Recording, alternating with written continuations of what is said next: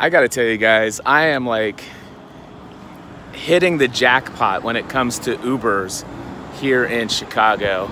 Tell you a little story. It's Saturday. I came into town on Tuesday and parked my car at one of those parking lots, you know, in the city where you have to pay by the day or by the hour or whatever. And they had an option for me to pay. The longest I could pay for is 72 hours. And so I paid for 72 hours, which unfortunately only got me paid up through at like 4:30 in the afternoon on Saturday, which is today. And I put like all kinds of notes in my calendar and stuff like that. I'm gonna just chill here for a little bit. But I put notes in my calendar to remind me to go this morning when I woke up. I need to remember to go and pay for another 24 hours so that it wouldn't run out in the middle of the day while I'm at UPW day 3. Thankfully, I've already been through UPW and my kids are here and they're not being distracted by this, but guess who forgot to look at their calendar and pay for another day of parking? This guy right here, right?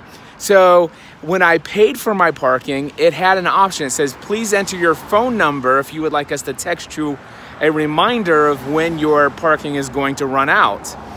And I'm so glad I chose to put that option in there because, well, about 45 minutes ago or 30 minutes ago, something like that, I got a text message and I saw on my watch, it says, warning, your parking expires in 15 minutes.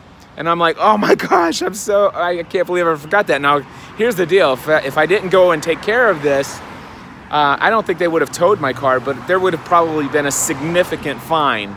And it's $30 a day to park here, and I bet you the fine would be a whole lot more than $30. So I come out of, I let my kids know, and Mark Mason's hanging out with them while I left them in there. And so I grabbed an Uber, right? So I get in the car with Wagdi. Now Wagdi is from Egypt. And he picks me up and we're chatting and he's gonna take me all the way out to by where my hotel is. And I said, hey, I'm gonna have you drive past my hotel, which is what I entered as the destination because I didn't know the address of the parking lot, but is it okay if I just guide you to the parking lot and can you stay there while I pay for some new parking and then drive me back to the United Center? And we worked all that stuff out. But you know, some radical things changed in my life a couple years ago. And I don't know if I can pinpoint what it was, but one very big thing changed my life, and it's when I said, you know what, I want to become better at small talk. You know, conversations with people rather than just being that nervous guy that doesn't, you know, what to say in a social situation. And I learned, by the way, I had read a bunch of books on small talk and gave me pointers and tips on how to, you know, conversation starters, questions you could ask, all that kind of stuff. And I gotta tell you, not all of that stuff, it may be fine. It didn't work for me. And I don't know where it came from, but eventually I understood the problem with my inability to do small talk. And I'm gonna tell you, it had everything to do with the fact that I simply didn't care about the person I was talking to. And once I discovered that, I realized that's my inability to have small talk conversation with people is a much bigger issue than just being socially feeling awkward in a social situation. That's a pretty big deal for me personally, because it goes against what my identity is of who I believe I am and what I'm put on this earth to do. I care for people. I want to serve people. I want to add value to people's lives, regardless of how famous or infamous or not famous or any of that stuff.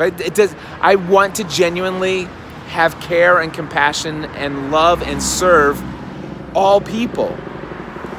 That's my heart. That's my identity. That's what I want to do. And when I connected to that, I've since not had an issue with small talk. So I get in the car and I say, so Wagdi, how are you today? And he says, yeah, I'm doing well. And through the conversation, he tells me that, you know, today's his first day back driving Uber. And I said, really, why's that? And he says, well, I had surgery. And he said, and I said, well, what kind of surgery did you have? And he said, well, I had a polyp on my colon, and it was so massive, and it was in such a way that they couldn't remove it like they normally would remove a polyp. So they had to actually remove a 10 or 12 inches of his actual colon. And I know all of these details. You know why? Because I care. Because I listen to Wagdi. And so I'm listening to his story of what he's gone through. And I'm like, man, I'm glad that we have this modern medicine that has allowed you to go through all of that ordeal, and that you're here today able to drive me, and I'm so thankful for that. And he says yes, and he gave me some more details about how his doctor has served him, some wonderful advice that who knows, if I ever have colon issues, I might actually talk to my doctor about what his doctor did for him, that helped him to actually speed the recovery and actually not need as much recovery because anyway, it was a great conversation. I'm glad we had it, because even if I don't ever have an issue with my colon, if I know somebody who does, I'm like, hey, I talked to this guy named Wagdi in Chicago, and he had this issue, and maybe you want to talk to your doctor about what he told me his doctor had talked to him about. So, you never know when that information is going to be valuable. A conversation would never have happened if I didn't care. If I would have just said, you know what, hey, here's my address, it's punched in, and I'm just gonna sit here and be socially awkward and quiet to myself because I don't know what to say to you or what conversation and blah, blah, blah. But no, I care, so I asked questions, and he's got music on that, it's music that you don't typically hear, and I could tell that it's Uber. He's got the nicer car, so it's got the display on, it's playing music off of a USB stick. And I said, so what music is this? And he says, it's French music. And I'm looking at the guy, and he doesn't look French to me. And I said, so what do you have a French background? He goes, well, I'm actually from Egypt. He was born in Egypt and grew up in Egypt. And he tells me that his family is Catholic, and he grew up in a French Montessori school or something like that, but a French Catholic school. And he learned, everything was taught in French. His mother spoke to him in French. And so when he graduated the regular schooling system in Egypt, he went to France to do his higher education, where he got a degree in architecture. And then I said, so is that what you do for a living? He goes, well, I did architecture for 5 years. And I said, and is that what brought you to Chicago? He goes, no. And so I said, well, what brought you to Chicago? He goes, well, that has to go back all the way back to when I went back after school. I started a business, and he told me about a business he started, and I won't go into all of the details, but he talked to me about his tourism business. And then he talked about how it actually failed miserably. He had all these buses, and it was amazingly awesome for 15 years.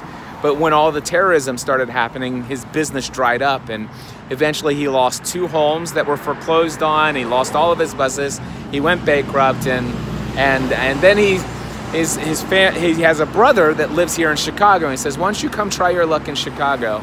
And this was in 1995. He moved to Chicago, and in Chicago he started another business, and it was going really well. And unfortunately, he had some circumstances that unfortunately brought that down. And then what happened was things were going pretty well when he had this other business, a third business going, and then his wife developed ALS, which is Lou Gehrig's disease. And then he had to care for his wife, and that went on for like 8 years. And the final 3 years of her life, she was completely 100% immobilized. And I learned so much about his life, and I learned all about why he's actually driving Uber. And I really got to connect with this guy, and I got to actually show genuine care and concern. And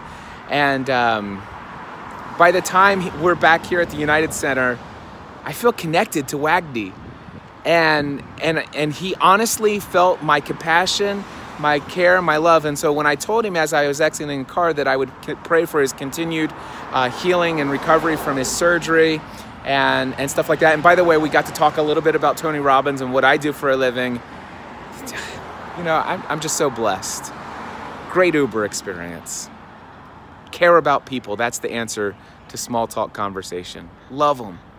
genuinely want to know. That's it.